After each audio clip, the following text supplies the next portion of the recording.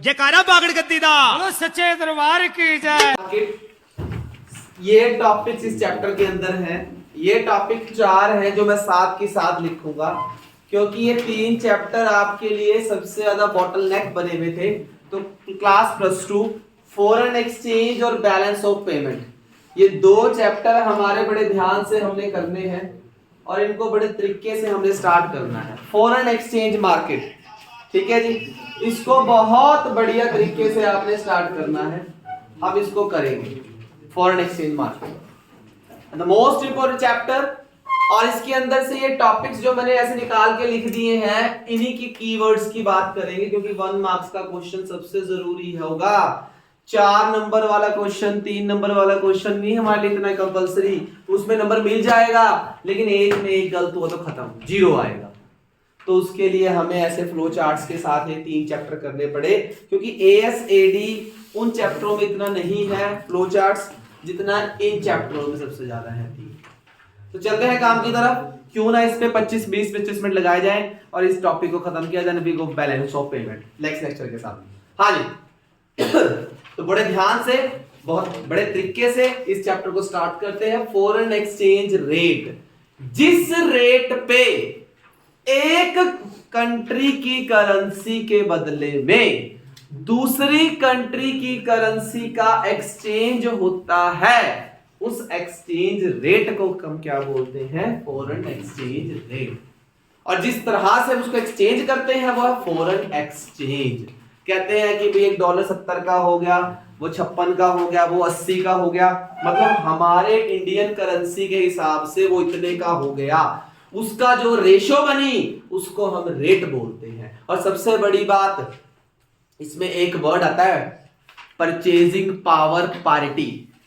Purchasing power parity होता है कि जो 2 कंट्रियां एक दूसरे से बिजनेस कर रही होती है, किसकी पावर सबसे ज्यादा है, किसकी पावर ज्यादा है?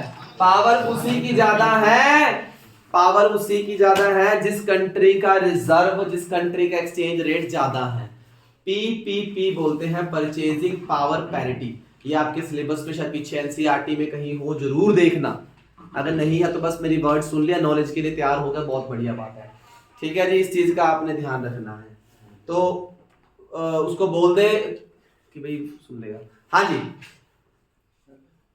एक होता है वाइडर बैंड्स, एक होता है क्लोरिंग पैक। 2 बात होती है, वाइडर बैंड्स, क्लोरिंग पैक। बहुत सारे इसके अंदर जब एडजस्टमेंट की जाती है, 10% तक की एडजस्टमेंट करनी है, 1% तक की एडजस्टमेंट करनी है, उनके लिए वर्ड्स को यूज किया जाता है। आपकी बुकों में इतना नहीं है, शायद है, नहीं है, मैंने आपको नॉलेज के लिए सारा बता दिया, बिकॉज आपको चैप्टर लास्ट तक पढ़ना है, लास्ट तक पढ़ना है, लास्ट तक। इस बात ध्यान रखेंगे, लास्ट तक चैप्टर चलना है संदीप गर्ग की बुक के बेस पे आपका। फिक्स्ड एक्सचेंज सिस्टम बोर्ड पे, फ्लेक्सिबल एक्सचेंज सिस्टम। मीनिंग पता लग गया? एक कंट्री के एक्सचेंज के बदले में दूसरी कंट्री के कितने एक्सचेंज में होगा, जिस रेट पे होगा, उस एक्सचेंज रेट का नाम है फॉरेन एक्सचेंज। ये 2 तरह का होता है, एक फिक्स्ड और एक कौन सा होता है? फ्लेक्सिबल। 1 नंबर का MCQ यहीं से तैयार करो, पहले तो बोर्ड पे आइएगा, मैं रेड अलर्ट सब लिख रहा हूं। फिक्स्ड किसके हाथ में है? गवर्नमेंट के हाथ में। फिक्स किसके हाथ में है? सरकार के हाथ में है। और फ्लेक्सिबल किसके हाथ में है? ये मार्केट बेस है।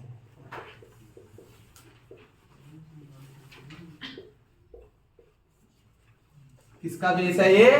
मार्केट। और मार्केट में क्या होती है?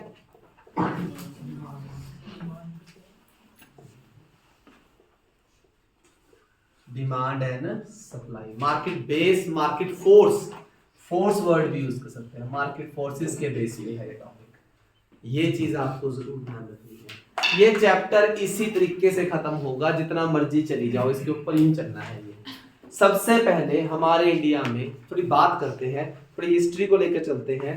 हमारे इंडिया में 1920 के आसपास की बात है, ये सिस्टम था 1920। Fix system. फिक्स सिस्टम का मतलब एक ऐसा सिस्टम जब कंट्री के गोल्ड पे डिपेंड था कि जिस कंट्री के पावर में जितनी गोल्ड होगी, रिजर्व गोल्ड का जितना होगा, उस कंट्री की वैल्यू की जो करेंसी है उसकी वैल्यू उतनी ही ज्यादा पावरफुल होगी।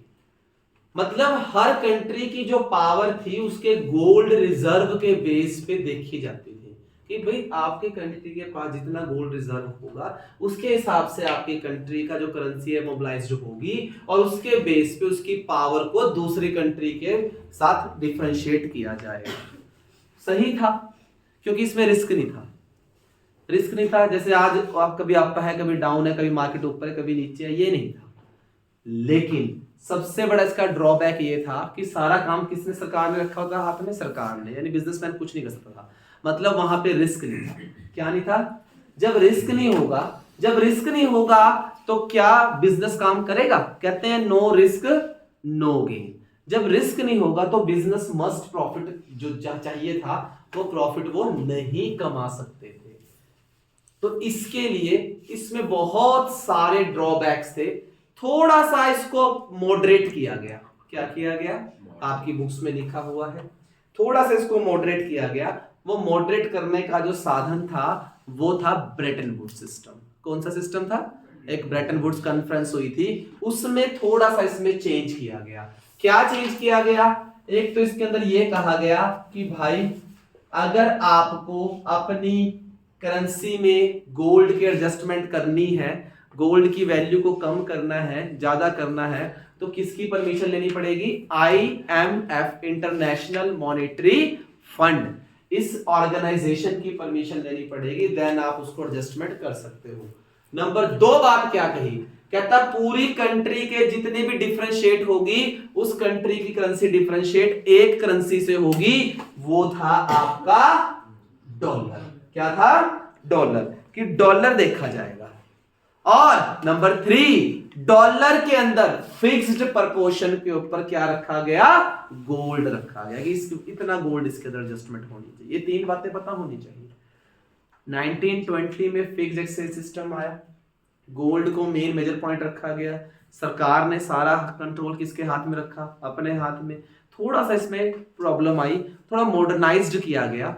वो ब्रेटन वुड्स कॉन्फ्रेंस में हुआ, उसमें सबसे पहले कहा गया कि भाई अगर आपको अपनी करेंसी में गोल्ड में चेंज करना है, करेंसी के रेशो में चेंज करना है, तो आपको किसकी परमिशन लेनी पड़ेगी? IMF की। नंबर 2 क्या कहा गया कि भाई आपको डिफरेंशिएट किसी कंट्री करेंसी से करना नहीं है, बट डॉलर से कर लो, वही देख लिया जाएगा।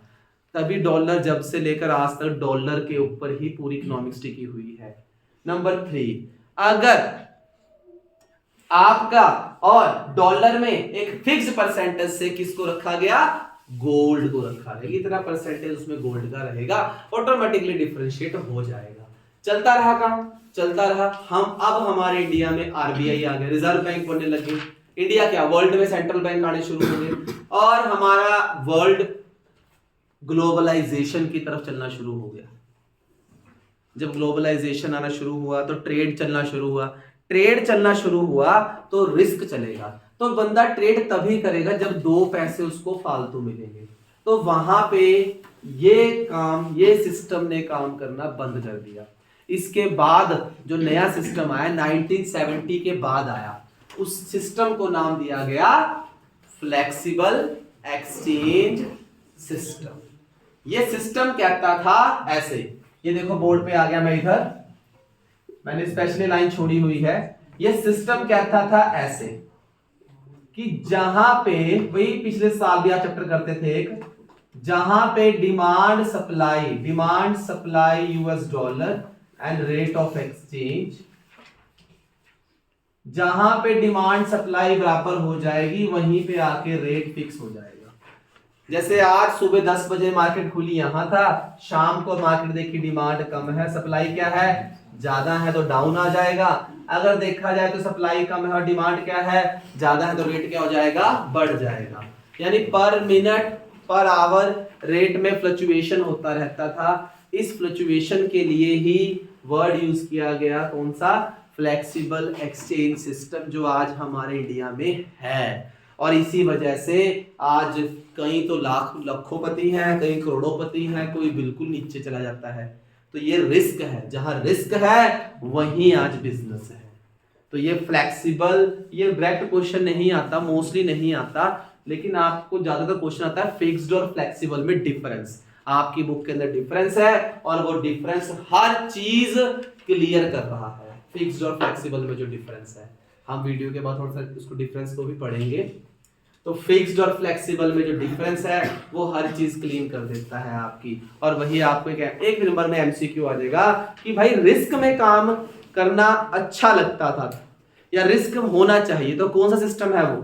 फ्लेक्सिबल एक्सचेंज सिस्टम है। अगर रिस्क नहीं होना चाहिए कि भाई 10 साल जैसी पॉलिसी बनी आ रही है वैसे ही हमने काम करना है, तो वो कौन सा है?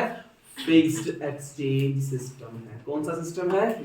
अब बात आती है आगे खुल के। ये देखिए 2 पॉइंट्स मैंने आगे बनाए हुए हैं। क्या बनाया हुआ है आगे? आपका 2 पॉइंट क्या है आगे? 2 पॉइंट आपके कहते हैं ये रीवैल्यूएशन और क्या है इसका? बच्चों बड़े ध्यान से मेरी बात सुनना। जब वर्ड आता है रीवैल्यूएशन एंड डीवैल्यूएशन, आपको पेपर में इसके ऊपर क्वेश्चन आया तो आपने एक कीवर्ड जरूर लिखना है। जो मैंने यहाँ रेड पेन से लिखा मैं यहाँ दोबारा लिख देता हूं। इन दोनों में किसका रोल है? सरकार का रोल है। किसका रोल है? गवर्नमेंट हमारी नेशनल करेंसी को इंटरनेशनल करेंसी के मुकाबले जानबूझकर अगर वो करेंसी की वैल्यू को क्या करेगी? इंक्रीज करेगी वैल्यू, तो उसे हम क्या बोलेंगे? उसे हम क्या बोलेंगे? रीवैल्यूएशन। क्या बोलेंगे? रीवैल्यूएशन। कौन करेगा? गवर्नमेंट। किसकी वजह से? सरकार की। अगर सरकार काम करेगी, अगर सरकार काम करेगी तो आपका क्या होगा? रीवैल्यूएशन। सिर्फ काम किसका आना चाहिए? सरकार। सरकार काम करनी चाहिए, सरकार, सिर्फ गवर्नमेंट गवर्नमेंट गवर्नमेंट। गवर्नमेंट की वजह से अगर नेशनल करेंसी को इंक्रीज किया गया है इंटरनेशनल करेंसी के मुकाबले में, तो उसे हम क्या बोलेंगे? रीवैल्यूएशन। गवर्नमेंट की वजह से, सरकार की वजह से जो अगर वैल्यू बढ़ी तो उसके लिए हमने रिवैल्यूएशन वर्ड यूज किया।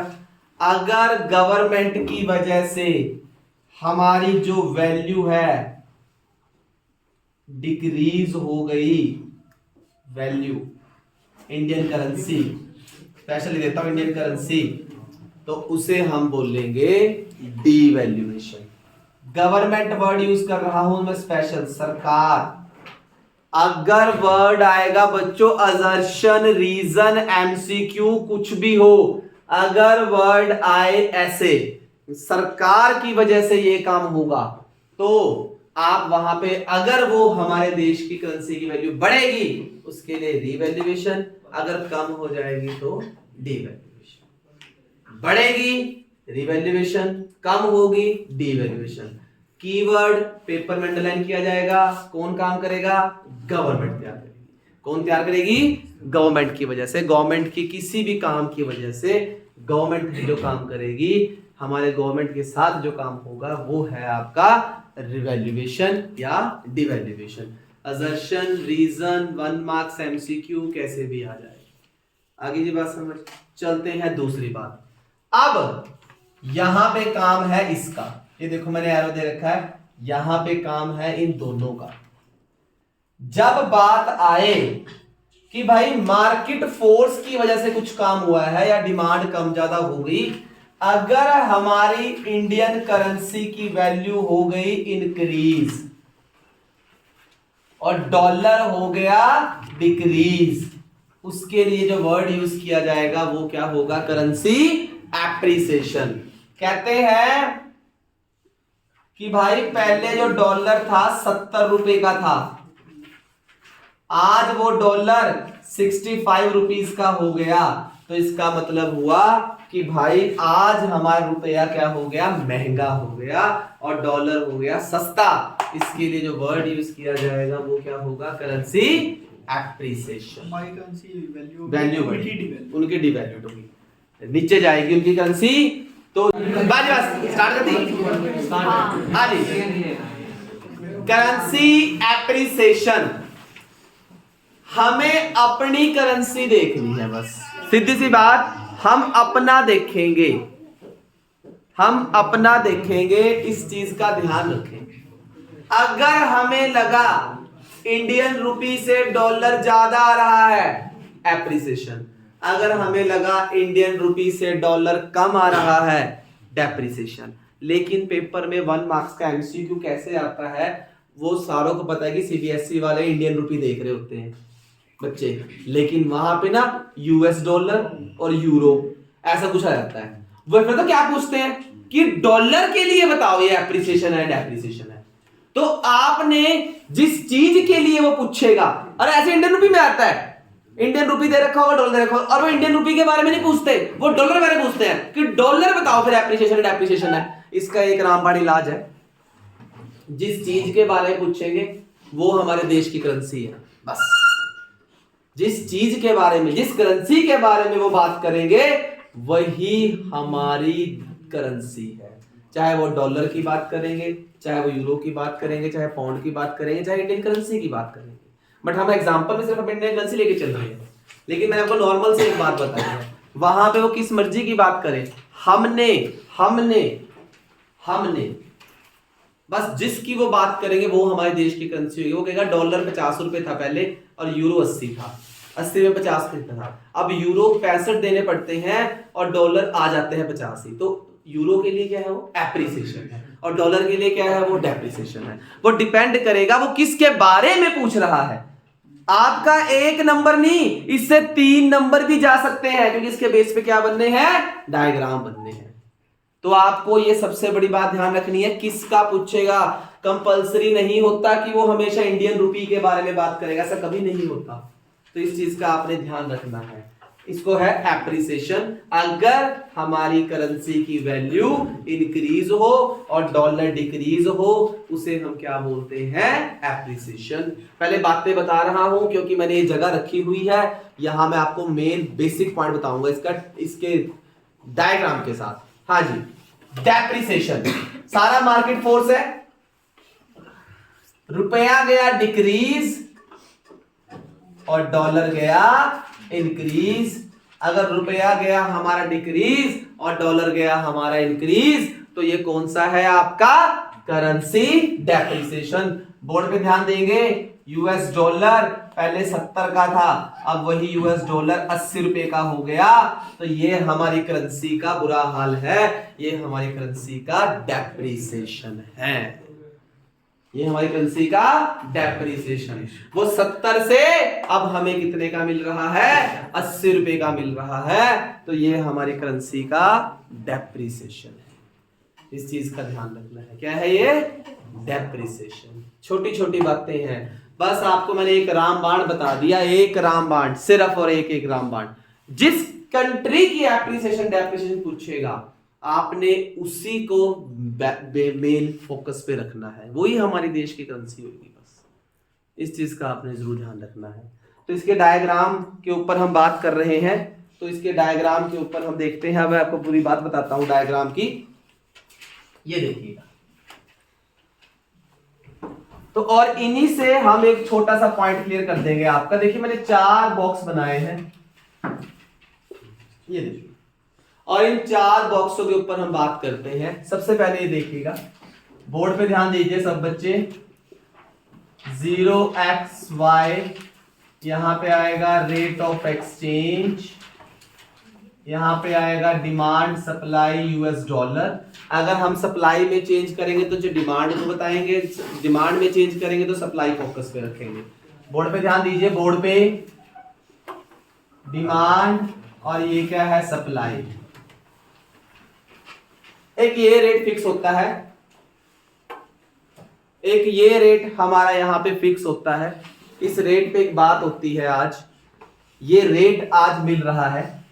अब क्या हुआ, इंडिया में डॉलर की डिमांड बढ़ गई।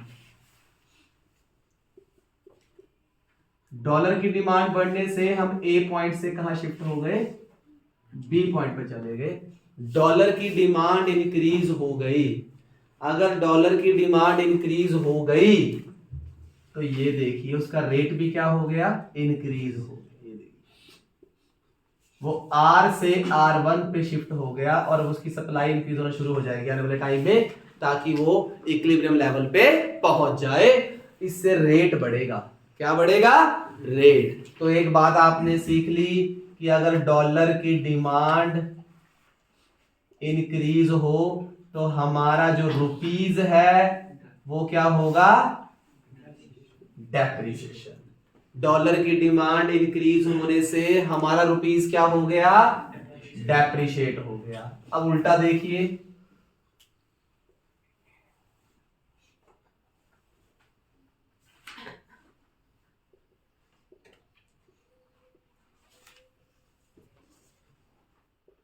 ये आपका पॉइंट। मैं रेट ऑफ एक्सचेंज वो दोबारा नहीं लिख रहा, मैंने आपको बता दिया था। हाँ जी, अब देखिए हमारे इंडिया को जरूरत नहीं है डॉलर्स की, रिजर्व फालतू पड़ा है इंडिया के पास। रेट कहां आ गया, नीचे शिफ्ट हो गया। देखो R1 नीचे शिफ्ट हो गया, उसकी डिमांड सप्लाई भी क्या हो जाएगी, कम हो जाएगी। इससे फिक्स हुआ कि अगर डॉलर की डिमांड इंडिया में कम है तो हमारा रुपीज क्या कर गया, एप्रिसिएशन कर गया। रुपीज क्या कर गया, क्यों, क्योंकि डॉलर की डिमांड, यार कॉमन सी बात है, यहां भी देखने की जरूरत नहीं है, कॉमन सी बात है। कोई चीज हमें नहीं चाहिए और वो सस्ती हो जाएगी, कोई चीज चाहिए ही चाहिए तो महंगी हो जाएगी, कॉमन सी बात है। थर्ड पॉइंट, अब सप्लाई फैक्टर देखते हैं, बोर्ड पे ध्यान दीजिएगा, इसको ध्यान दीजिएगा। सप्लाई जो होती है वो पॉजिटिव स्लोप होती है, दैट्स व्हाई वो नीचे की तरफ इंक्रीज होती है। सप्लाई इंक्रीज, ये देखिए बोर्ड पे ध्यान दीजिएगा, फोकस करके देखिएगा, वो नीचे की तरफ इंक्रीज हुई, रेट डाउन हो गया और उसकी डिमांड क्या हो गई, बढ़ गई। जब सप्लाई में चेंज करना है तो डिमांड फैक्टर को ध्यान रखना है, जब डिमांड में चेंज करना है तो किसको ध्यान रखना है, सप्लाई फैक्टर को। अब जब आपकी सप्लाई इंक्रीज होगी तो उसकी डिमांड क्या हो जाएगी, ज्यादा, क्योंकि वो पहले से क्या हो गया, सस्ता। तो ये क्या की पॉइंट हुआ कि अगर डॉलर की सप्लाई इंक्रीज हो गई तो इंडियन रुपी का क्या हो जाएगा, एप्रिसिएशन। ये 4 की पॉइंट्स हैं और इन्हीं से उसका ये डायग्राम आपकी संदीप गर्ग की किताब में नहीं है, उसने मर्ज करके दे रखा, मैंने पहले भी आपको अलग से बनवाए थे। और यही इसका डिफरेंस है, यही क्या है, इसका डिफरेंस है। इसी को डिफरेंस में भी लेना है आपने। एंड देन अदर इज, ये देखिए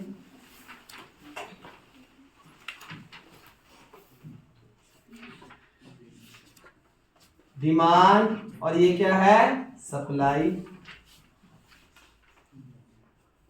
बोर्ड पे ध्यान दीजिए, डिमांड और सप्लाई। अब हमारे इंडिया में डॉलर की सप्लाई कम कर दी,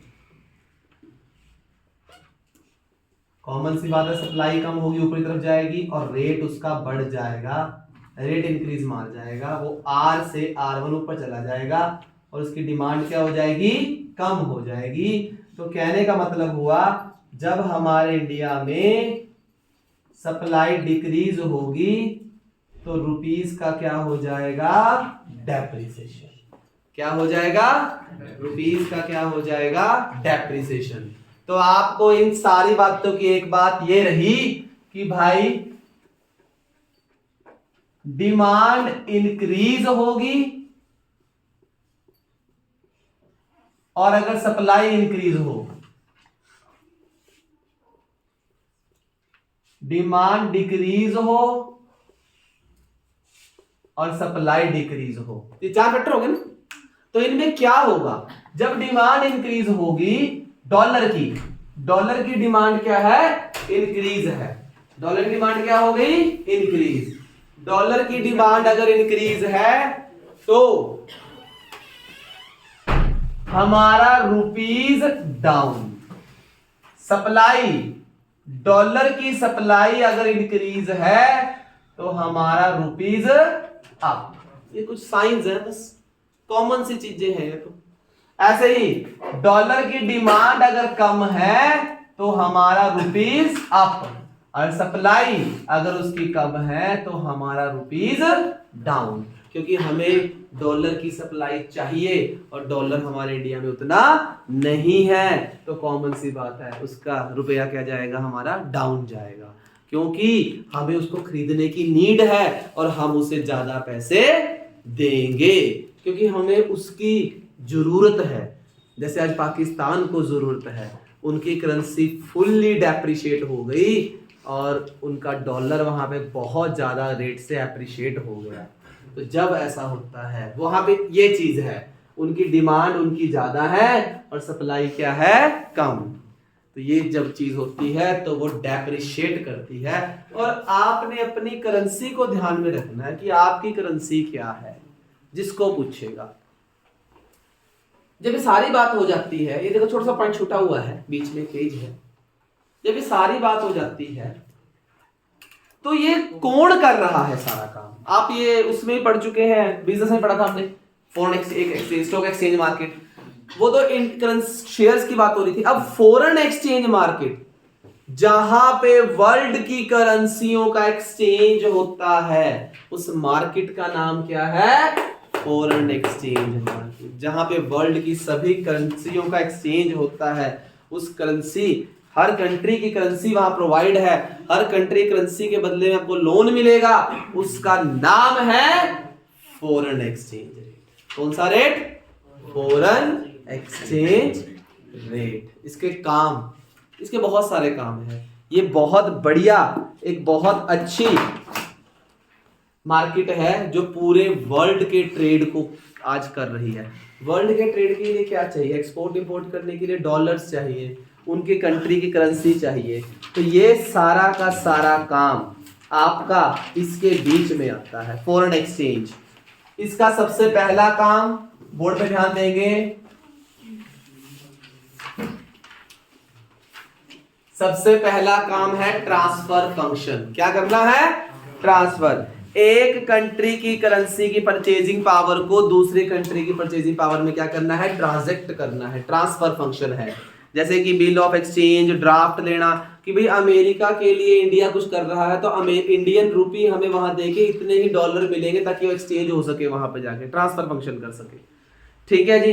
नंबर 2, नाम से ही पता चल गया, क्रेडिट फंक्शन। क्या है, उधार। अगर आपको किसी भी इंटरनेशनल पेमेंट के लिए पैसे की जरूरत है, फंड की जरूरत है, तो ये फॉरेन एक्सचेंज मार्केट आपको फंड प्रोवाइड करवाएगी कुछ टाइम के लिए, वो है क्रेडिट फंक्शन। कौन सा फंक्शन है, credit function. And the most important, hedging function. इसके लिए सबसे बड़ा वर्ड यूज किया जाता है, प्रोटेक्शन। कौन सा वर्ड यूज किया जाता है, प्रोटेक्शन अगेंस्ट रिस्क। आपको किससे बचाया जाता है, रिस्क से। लॉक पीरियड बनाया जाता है, एक लॉक पीरियड बताया जाता है कि इन्वेस्टर्स को या एक्सपोर्टर्स को, इंपोर्टर्स को, कि भाई रिस्क है, मार्केट फ्लक्चुएट है, आपकी मार्केट को लॉक किया जाएगा, तो उसके लिए ये कुछ फ्यूचर डेट्स के लिए आप करेंसी के करंट प्राइस को लेकर एक एक्सचेंज रेट फिक्स कर देते हैं ताकि फ्यूचर में लॉस ना हो। नहीं तो एक देश की करेंसी बहुत ऊपर चली जाएगी और किसी दूसरे देश की करेंसी क्या आ जाएगी, बहुत ज्यादा डाउन हो जाएगी। तो इसका एक बैरोमीटर बनाए रखना है, लेवल बनाए रखना है कि एक्स्ट्रा लॉस भी ना हो और एक्स्ट्रा प्रॉफिट भी ना हो। तो इसके लिए जो काम है वो किसका है, हेजिंग फंक्शन। इसका बैरोमीटर, इसका सारा सिस्टम किसके पास है, फॉरेन एक्सचेंज मार्केट के पास है। किसके पास है। इन सब के बाद हमने शुरू से क्या पढ़ा, हमने पढ़ा फिक्स्ड एक्सचेंज, सरकार के हाथ में रिवैल्यूएशन और डिवैल्यूएशन। फिर 1970 में फिर सरकार ने चेंज कर दिया, मार्केट फोर्स आ गया। कौन सा आया, फ्लेक्सिबल। फिर इसमें क्या हुआ, डिमांड सप्लाई के बेस पे एप्रिसिएशन, डेप्रिसिएशन। देखनी हमारी कंट्री है, आप चाहे यूरो में चेंज करो चाहे किसी में, जिस कंट्री का एप्रिसिएशन होगा वही आपकी कंट्री की करेंसी होगी। कंफ्यूज नहीं होना पेपर में, ध्यान रखना इस चीज का। उसको फिर हमने आपको ये बताए, ये देखिए डिमांड इंक्रीज हुई तो ये क्या हुआ, सप्लाई हुआ तो वो आपका एप्रिसिएशन है, सप्लाई इंक्रीज हुई तो वो एप्रिसिएशन है, सप्लाई डिक्रीज हुई तो वो क्या है, डेप्रिसिएशन है। और इन सारा वर्क चलाने के लिए एक मार्केट है और उस मार्केट का नाम क्या है, फॉरेन एक्सचेंज मार्केट, जो ट्रांसफर फंक्शन करती है, बिल ऑफ एक्सचेंज बनाती है, लेन देन करती है। क्रेडिट फंक्शन, जब किसी कंट्री को लोन चाहिए एक्सपोर्ट के लिए, पेमेंट्स के लिए, तो वो लोन भी देगी। और रिस्क में काम करता है, रिस्क से ज्यादा बचाएगी ताकि आपकी कंट्री का सारा एकदम इकोनॉमिक्स डाउन ना चली जाए।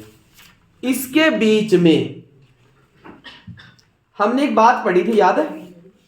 हमने एक बात ये पढ़ी थी मनी चैप्टर में कि हमारी कंट्री को 115 करोड़ का सोना और 85 करोड़ की क्या है, एक फॉरेन रिजर्व है, वो 200 करोड़ संभाल के रखना है। उससे ऊपर जितना रिजर्व बढ़ता जाएगा बढ़ता जाएगा बढ़ता जाएगा, उतनी हमारी कंट्री की करेंसी छपती चली जाएगी। जो रिजर्व है ना, वो रिजर्व अब यहां काम आता है। मान लो आज हमारा इंडिया है और हमारे इंडिया में, ये मैं इसको यहां पे रख करता हूं, आपके पास यहां तक है ये। मान लो आज हमारे इंडिया में पाकिस्तान जैसी हालत हो जाए, इतनी बुरी भी ना हो, थोड़ी सी हो जाए, और देश के मत्थे पे चिंता का साइन आ जाए। फाइनेंस मिनिस्टर्स या प्राइम मिनिस्टर मोदी सारे बैठे हैं, टॉपेस्ट सारे बैठे हैं, ये तो देश के प्रेस्टीज पे, गुडविल पे बात आ गई, कहां थे हम और कहां पहुंच गए। तो फिर सारे का सारा जो काम होता है ना, वो सिर्फ इकोनॉमिक्स का होता है। किसका होता है? इकोनॉमिक्स। और ये रिजर्व, इकोनॉमिक्स का जो रिजर्व है सारा संभाल रहा है कौन? आरबीआई, हमारे इंडिया का सेंट्रल बैंक है, रिजर्व बैंक ऑफ इंडिया। कौन है हमारे इंडिया का? सेंट्रल बैंक है इंडिया का। तो वो जो काम करता है, उसका जो काम है, उस सिचुएशन में मैनेज्ड फ्लोटिंग सिस्टम करता है। क्या करता है वो? मैनेज्ड फ्लोटिंग सिस्टम करेगा। इस चीज का ध्यान रखेंगे, बोल दो उसको, मैनेज्ड फ्लोटिंग सिस्टम। ये सबसे बड़ा काम है उसका। काम कौन करेगा? आरबीआई। हर कंट्री का सेंट्रल बैंक ये काम करेगा। और हम इंडियन इकोनॉमी पढ़ रहे हैं, हम इंडिया के बारे में पढ़ रहे हैं, तो हमारे इंडिया के लिए कौन काम करेगा? आरबीआई काम करेगा। कौन काम करेगा? Reserve bank of India. वो ये देखेगा कि यार भाई, आज हमारे इंडिया को डॉलर की जरूरत है। किसकी जरूरत है? आज हमारे इंडिया में डॉलर की सप्लाई कम हो गई। डॉलर की सप्लाई, ये देखिए बना हुआ, ड्रॉ करा हुआ, डॉलर की सप्लाई कम होने से हमारा करेंसी क्या हो गई? डेप्रिसिएशन। और आपकी बुक्स में एक बहुत अच्छी लाइन लिखी हुई है, कहता स्मॉल वेरिएशन को इग्नोर कर देगा। अगर 67 से वो 66.5 पे आ गया या 67.5 पे चला गया, 50 पैसे बढ़ गया, 50 पैसे ऊपर हो गया, कोई फर्क नहीं पड़ेगा। अगर वो 10 रुपए बढ़ जाए और 10 रुपए क्या हो जाए? कम हो जाए, तो फर्क पड़ता है। ज्यादा बढ़ना भी औखा है, कम जाना भी वो सही नहीं है। दोनों चीजें, ना इकोनॉमिक्स में पॉजिटिव अच्छा, ना इकोनॉमिक्स में नेगेटिव, दोनों चीजों का इफेक्ट है। तो उसके ऊपर मैनेज फ्लोटिंग सिस्टम पक्का पेपर में आएगा। ये डायरेक्ट नहीं आएगा, ये केस बेस में आएगा। फिर आपसे पूछा जाएगा पेपर में कि बताओ आरबीआई क्या करेगा। आरबीआई ये मैनेज सिस्टम करेगा, मैनेज्ड फ्लोटिंग सिस्टम को अप्लाई करेगा। क्या करेगा आरबीआई? आरबीआई देखेगा कि इंडिया में जो रुपये की वैल्यू है वो डाउन जा रही है और डॉलर की वैल्यू क्या जा रही है? अप। तो वो अपने रिजर्व से, कहां से? रिजर्व से पैसे का फ्लो बढ़ा देगा। पैसे का फ्लो कर देगा इंक्रीज। मार्केट में डॉलर आएगा, जब मार्केट में डॉलर आएगा उसकी सप्लाई बढ़ जाएगी। सप्लाई क्या हो जाएगी? इंक्रीज हो जाएगी। और डिमांड तो वही की वही है, डिमांड कांस्टेंट है और सप्लाई इंक्रीज हो गई, तो हमारा रुपया कहां चला जाएगा? ऊपर, और डॉलर कहां जाएगा? नीचे। ये देखिए सप्लाई इंक्रीज डॉलर की, सॉरी सप्लाई जब डिक्रीज हो जाए, सप्लाई इंक्रीज करेंगे हम डॉलर की, ये रहा सप्लाई इंक्रीज करें डॉलर की, तो हमारा एप्रिसिएशन हो जाएगा। क्या हो जाएगा? एप्रिसिएशन। ये करता है, कौन करता है? ये आरबीआई। वो जो 85 करोड़ का फॉरेन रिजर्व रखा है, वो इसी चीज के लिए रखा है सरकार ने, कि इससे ऊपर जितना भी रिजर्व है हम उसको रिलीज में करेंगे जब जब जरूरत पड़ेगी। अब वो देख रहा है कि यार हमारे इंडिया में डॉलर ज्यादा डाउन चला गया, ये भी सही नहीं है। अगर डॉलर ज्यादा डाउन चला जाता है तो हम बाहर से इंपोर्ट ज्यादा करते हैं और इससे हम ज्यादातर डिपेंड रहते हैं फॉरेन कंट्रीज पे। ये भी हमारे इंडिया के लिए अच्छा नहीं है, क्योंकि हमारे इंडिया में स्मॉल स्केल इंडस्ट्रीज काम नहीं करेगी, तो सरकार इसको भी रोकती है। जब पता लगता है कि भाई डॉलर का रेट 70 से 60 पे आ गया, कितने पे भी आ गया, तो क्या करेगा, वो सप्लाई रोक लेगा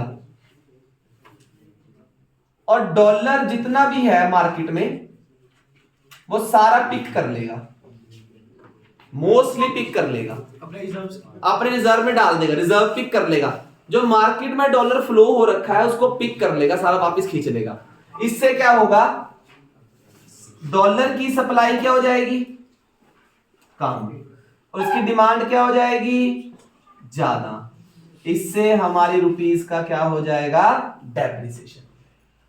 क्या हो जाएगा, डेप्रिसिएशन। ये भी जरूरी है।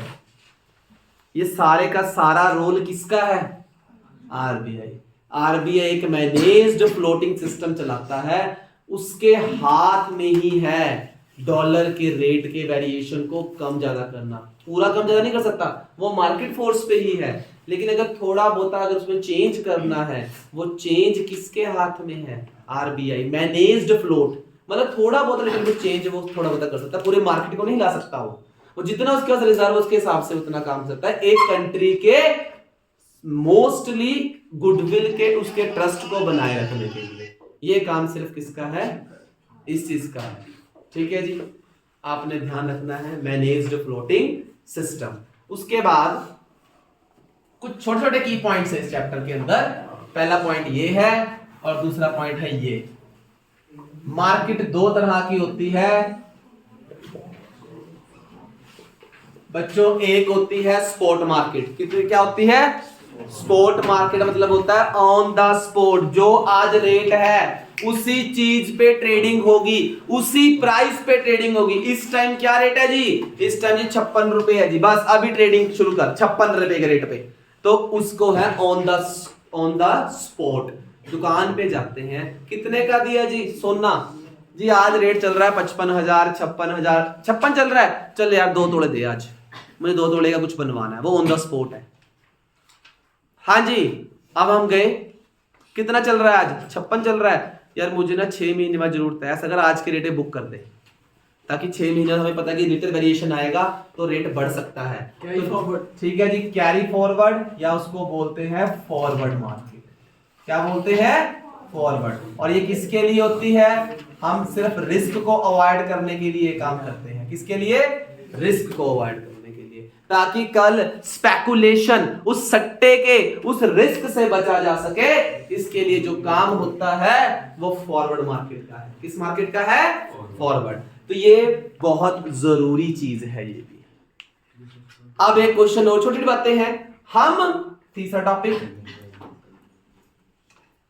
हम डॉलर की डिमांड क्यों करते हैं, क्यों करते हैं, अभी डॉलर क्यों चाहिए, बोर्ड पे ध्यान दीजिए।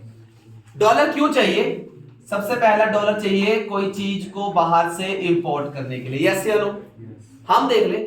दूसरा, वहां के लोगों को गिफ्ट या ग्रांट देने के लिए चाहिए। नंबर 3, वहां से कोई मशीन परचेज करनी है, इसके लिए चाहिए, चाहिए कि नहीं चाहिए। नंबर 4, यूनिलेटरल ट्रांसफर, एक तरफा ट्रांसफर के लिए चाहिए, चाहिए कि नहीं चाहिए।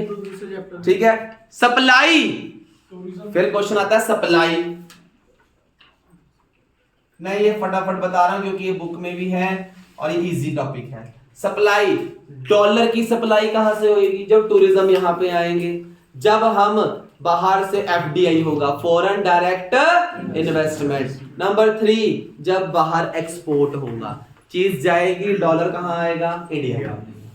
ये छोटे मोटे लिटिल बिट्स पॉइंट्स हैं इस टॉपिक के, जो सबसे लास्ट के टॉपिक्स में पढ़ने हैं, लेकिन the most appreciation, depreciation, fixed, flexible, इन दोनों में से 100% क्वेश्चन आना है, 100%। हाँ जी, और दोबारा से रीवैल्यूएशन और डीवैल्यूएशन, ये सरकार की वजह से है, एप्रिसिएशन और डेप्रिसिएशन। किसकी वजह से है? मार्केट फोर्स की वजह से है। इस चीज का हाँ जी, अब बोल।